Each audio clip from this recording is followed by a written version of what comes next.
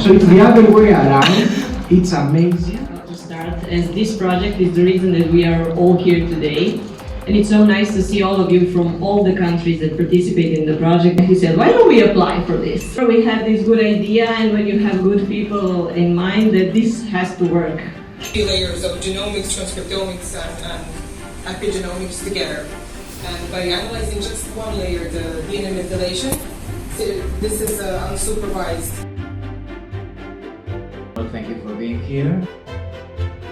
This twinning grant is to be able to form consortia and do great sciences. And I think we have what it takes, and we just have to keep on trying, keep working. Athens is, per definition, the city of proteomics, right? You know, Barcelona is the city of genetics. So obviously, Amsterdam is the city of the liquid biopsies. Belgrade is the city of rectal cancer. Thank you very much. So many wonderful presentations, have so many wonderful interactions.